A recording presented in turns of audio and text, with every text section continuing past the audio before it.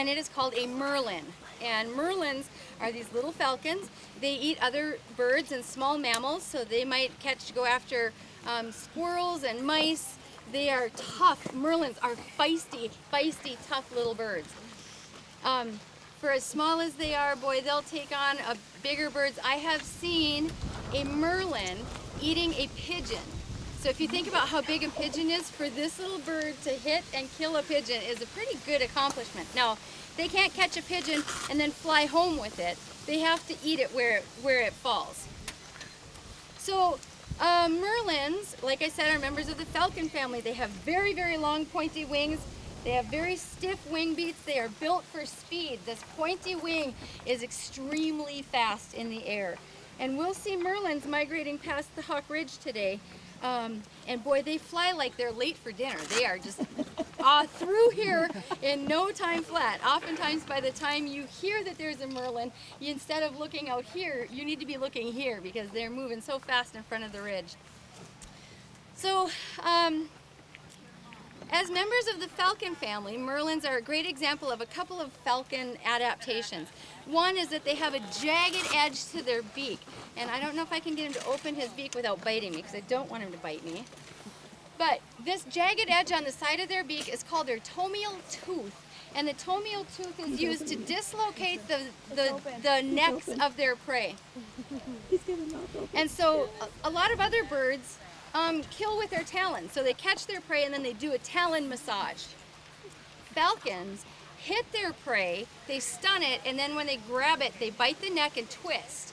And that's why I don't want them to bite me, because they bite and twist, and that twisting is instinctive. So if they get a hold of me, they bite and twist too. And that sharp little tooth on the side of their beak it's scalpel sharp. Another cool thing about falcons is if you look at the nostril, can you see its breathing holes on the top of its beak? Do you see how there's a spike inside there? So these birds can fly fast enough at times so that if they're going so fast, the air might flow over their nostril, and that little spike inside there deflects air down inside their nostril so that they can breathe while they're flying. Can you see that? And that jagged edge on the beak? This little guy is a killing machine. They are just perfectly designed for catching prey. How do they twist their heads? Isn't he pretty? But I can move my eyeballs to see behind me. Birds' eyes are fixed in their head. They don't have the muscles for moving their eyeballs around in their head. So instead of having those muscles, they have extra neck bones that gives them a lot more flexibility. So not only can he turn his head backwards, but he can look up and over. And you know, if you think about chasing a songbird through the woods, you pretty much have to keep your eyes locked on them, right? And if you're flying through stuff like this, you could bang your wings. So you want to be able to turn your body and shoot through that little hole in there. And that's how birds are designed, so that as they're chasing their prey, they can turn their bodies and hold their heads pretty still. Merlins are pretty cool little birds.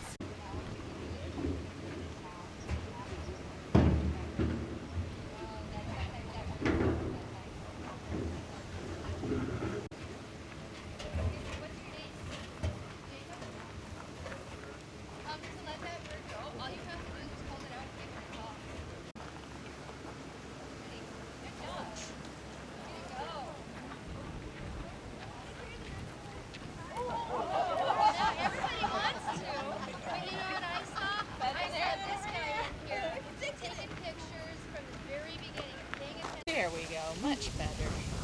Okay, yeah, you can look this way though. There we go. There's the Cooper's head. You can see there's quite a bit more to the head structure in a Cooper's hawk than there is in a sharpshin. I'm not going to guarantee you I'm an expert in telling them in flight, but you should look for that. If you've got a bigger, what looks like a bigger sharpshin, look for a bigger head. If you see a bigger head and a roundish tail, then you probably have a Cooper's. Here, I can show. Oh, look at that. There. Okay. And now this is a male. Yeah. Look at this. She's got the power.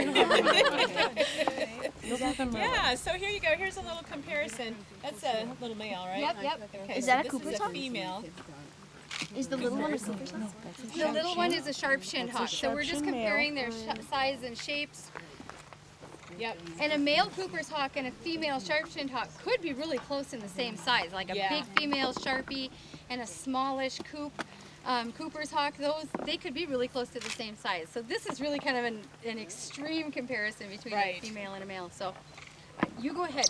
I'll just Okay. stand here and. Well, these are the birds that you're Both most knee down. likely to see hanging and raiding feeders. These are the infamous feeder, up one step up in the food chain. You got the bird feeder going here. You're also attracting the bigger ones that are going to take the little ones. It's how it works in the natural world. These birds typically don't live around here. These are coming in as they're migrating through. We are probably getting these either from the east or the west, but not from right around here.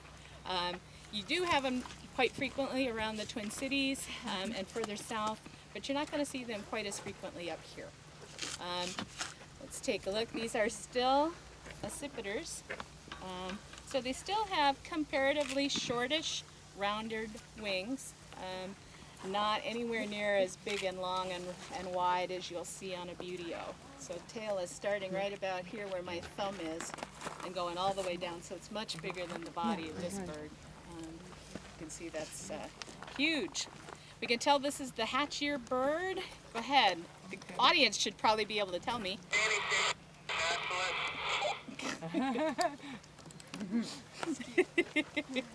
Anybody? Yellow eye. Yeah, the question was, how do I know this is a hatchier bird? Yellow eye, It's vertical not. brown striping. Yep, it's streaky and brown instead of having rusty barring and gray. Excellent. All right. How about the color of the back? It's That's got the brown browns. with lighter brown streaks on it instead of bars on it instead of being evenly gray. Excellent. Well done. Make like the Statue of Liberty. All right, and on 3. 1, 2, 3. Oh, They're just biters because their beak is the sharpest of all of the falcons that we see here. So this is a female, and we can tell by her pretty brown wings and her solidly banded, rusty colored tail. Yeah. Ooh, show us your wings. Yeah. Isn't that her? Yes, it does. You're welcome. Taking one for the team. There you go. There you go. So the male falcons have a rusty red back and beautiful blue wings with black tips. Oh, okay, I'm gonna have to stop doing this. There you go. You miss.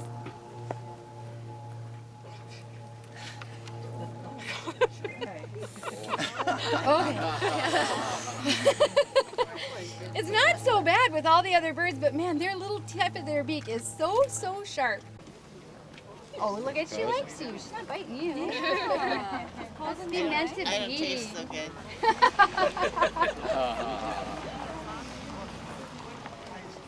there we go. On 3. 1, 2, 3. There it goes. Look at her go. Oh, off she goes. Okay, let's make room for these cars now.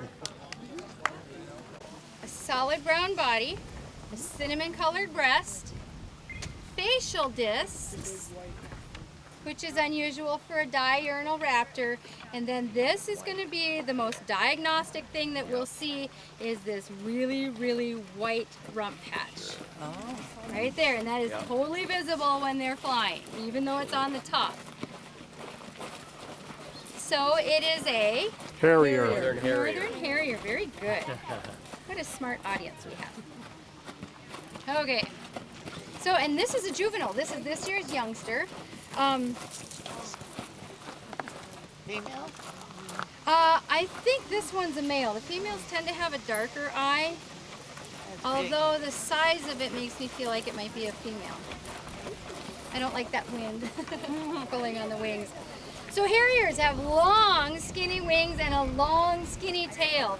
They are incredibly small in the hand, incredibly big in the air. This bird, I get him in my hands and I just can't think about anything other than how tiny and petite they feel in the hand. Because look at the size of that wing. These are also the birds that many of you may know as marsh hawks. So they like grasslands, they like swamps, they find their prey by hearing it. So that's the purpose of those facial discs. They work just like an owl. They fly just over the contour of the land. So you'll see them follow exactly the contour of the land at just the perfect height for them to hear their prey. And those facial discs work just like an owl's. They're designed to funnel sound into the inner ear of the bird. Turn your head that way. There you go. Have you caught any red-tailed hawks today? Not yet. Not yet. I love those birds. I love red-tailed hawks too. Yeah. One of the cool things about having this bird in the hand, those of you up front might be able to see, is all of these tiny little hair-like feathers around its beak and eyes. Yeah. Right along here. Oh. You see that? Those are feathers. They look like hairs, but they're actually individual feathers. And those are sensory. When something brushes them, it closes an eyelid that protects its eye. Yeah, that's nothing compared to that kestrel. You can bite me anytime, little harrier. Yeah, and so when we have them up close like this too, and they're sticking that tongue out, that gives us the opportunity to see their breathing hole inside their tongue as well. Their trachea comes out inside their tongue. Stick your tongue out. Is that about their breathing? They have a hole in their tongue that is their breathing apparatus. It's kind of in the back of their tongue.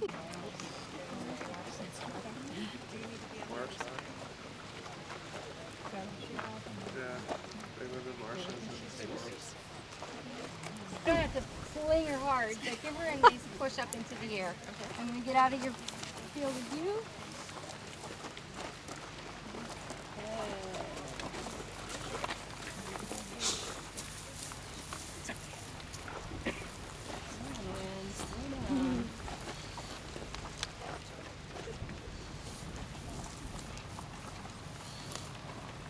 All right, let's go for it. On 3. 1, 2, 3. Now watch those wing flaps. Watch how bouncy they look. How it looks like he's bouncing a basketball. Downward push. No shot A quick light upward stroke.